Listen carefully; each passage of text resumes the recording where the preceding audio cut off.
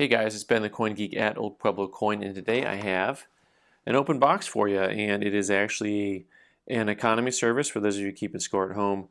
Economy service is coins that are under $300 in value, more or less, and usually takes a little bit longer. This was out for about 3 months, which actually is a lot better than a year ago when economies were taking 5 months or more.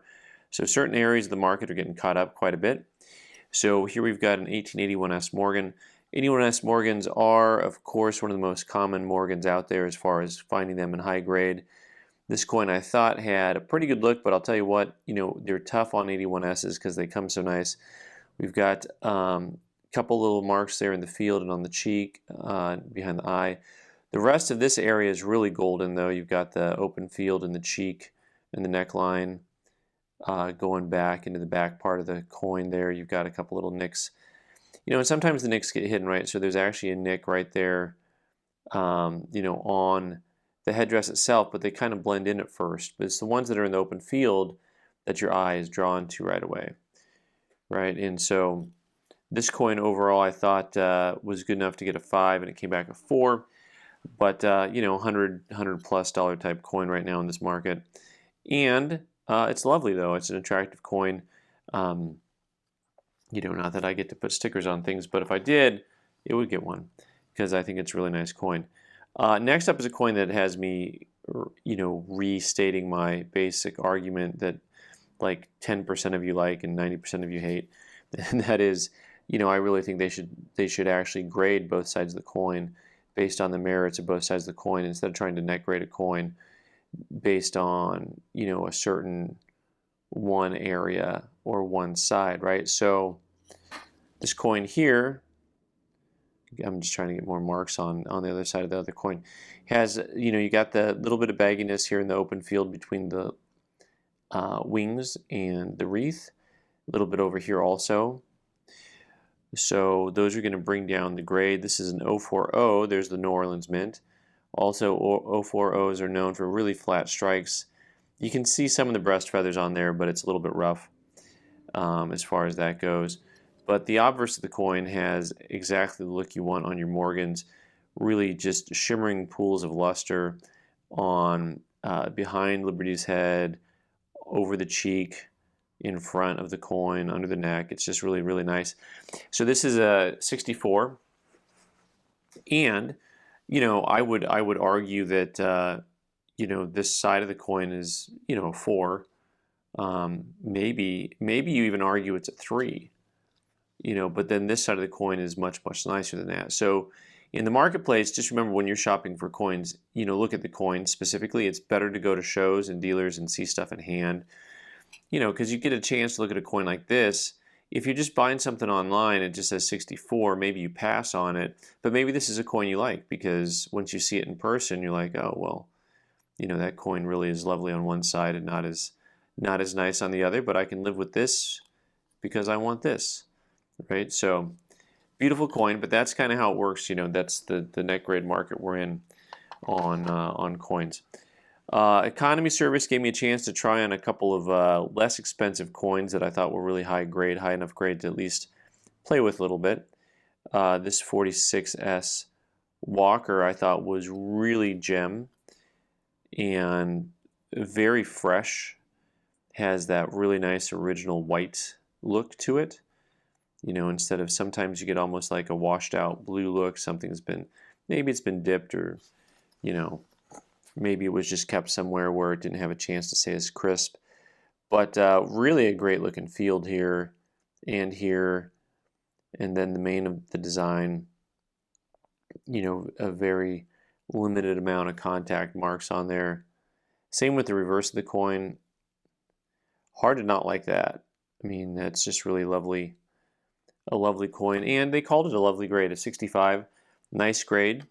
Nice coin. Not that expensive. Those trade for a little bit over $100. Next up, I had something that is a tough coin, and we're going to get into a little bit of what we call population reports.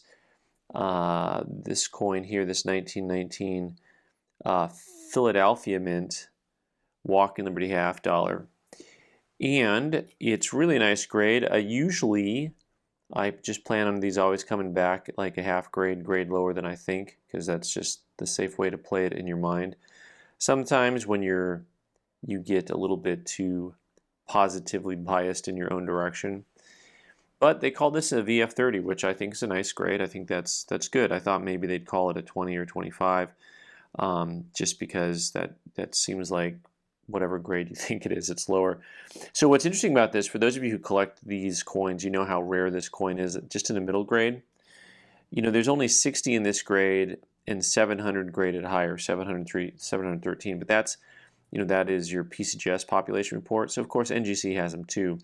But the point about it is, if you think about it, only 60 in this grade in PCGS, well, that's like barely over 1 per state if there's a collector for the coin.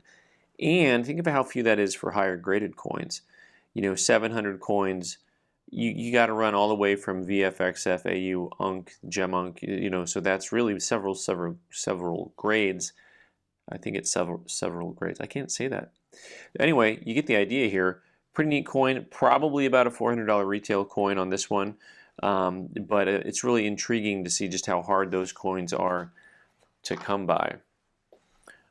Next up, we've got an 1830 half, which, you know, I've told some of you at shows, I just don't even bother sending these coins in anymore because, well, because that, right? Just cleaned. Always with the cleaned on these guys. Actually, the frustrating part for me on this is that there were more of these in this group that I sent in for customers. You know, and in my customer's coin, which looked identical to this, was straight graded. What are you gonna do? Hey, what are you gonna do? So this one's really cool. It actually has quite a bit of luster. And I'm not going to complain about the XF details. You can have luster on an XF coin. Just the details part's the hard part to swallow here. This is called the small O version. The larger O, I think it pops. The O looks larger. What's interesting is I think I clicked the variety on this button here, but I don't. That looks like there's something under the O squared off in the back. But if you click the variety button, you're paying for them to look up the variety and add it on there. Now I'm going to have to look again. Also, if you noticed or didn't notice, this is like a good 15% off center because the coin is centered this way, and then when you flip it, it's a little wonky, right? So you gotta, oh, I did that wrong. Brilliant. Still did it wrong. There we go. Off center, not off center. So tough coin, you know, I'm gonna look at the variety now and see if there's something under there that we missed. Next up, this is what you've all been waiting for, right? A 1905 cent that has, you know, some proof-like fields to it. Gotta get it to where you can see it. Proof-like fields with some color. And so it's got a little bit of some stuff going on there, but I thought, well, you know what? I'm just gonna send it in and see what they call it. And I was not disappointed. Questionable color unk detail. I mean, this coin's like my mascot. You know, just really, it's my mascot. Yeah, I mean, a penny that I sent in that is just a random penny. Like I thought maybe they'd call it environmental damage, but calling it questionable color just seems silly to me. Just a silly kind of day. In the meantime, back at the ranch, we've got this 1909 VDB, which also I had a little group of these in with really nice looks to them that not worth probably spending 35 or 40 bucks on, but you know, 25 bucks on, worth sending in. Really nice, 65 red brown. You know, that's still a $75 to $100 coin probably the way it is. Mostly red, which is nice. I mean, it's got a good look to it. The pennies, cents, as it were, are largely traded based on grade and color. So you can have a coin that says red brown on it, but how much eye appeal does it actually have? All right, next up we're going to get into something that I call mid-century modern, which is, for those of you who are new, you know, think of coins from like roughly the 50s and 60s. and maybe even newer that are really hard to get in nice grade. And you know, some of these things don't actually pan out, you know, on my end per se. If I've got to be able to buy them and sell them and grade them and make money, but you know, occasionally I get some coins I'm like, that's just too nice not to send in and get graded. So this coin had just not only a beautiful satiny finish to it, but then also it's got just that touch of tone around the edges, just a little bit of some burnt ends there, a little bit of color. But really, it's so sometimes if you see enough of these coins, you realize, man, they never come nice. And then you see one that looks nice, you're like, oh, that looks nice. So this 1954, they called a 67 plus. And, you know, it's the type of thing where really what you look for on these are cameos, because the cameos are bonker price points. Like this is probably a $40 or $50 coin on the high end, you know, unless it goes on eBay and then everyone fights for it. But the point is, if it's a cameo, it's a $400 coin. It's like you just add a zero to the price point. But, you know, they're hard to get much nicer than this. It's 67 plus, but they're still not that common in higher grades. Once you get above that 67, you only got a couple points you can go from there anyways, right? Speaking of nice looking coins, so you may have never considered buying a 1972 JFK half, but you may have never considered collecting JFK halves or getting them certified. This coin just also had such a lovely look to it, the overall grade, and then that color, that, you know, whatever color, gunmetal blue, I don't know what you call it, but just really attractive overall. And when you see a ton of these things and then you see a nice one, you do the same thing. You stop and look and you say, okay, that's a little bit different. But what's interesting about a coin like this, you know, you've got a couple of ticks, one in the field there, and then one on the cheek, one on the back of the neck, but the field areas on Kennedy's just get brutalized. So the big open fields, that's where they just get hammered by the other coins. They were shipped in bags, and same thing on this. And also, they don't always have a nice, attractive luster to them. So mid-state 66, you're probably thinking, what is that worth? Like 45 cents? But you know, it's actually an interesting coin because PCGS Price Guide has it at 70 plus. But when you talk about coins and grading and pop reports, which is what some of you are really into, there's 201 of these graded MS66. But there's only 35 graded nicer.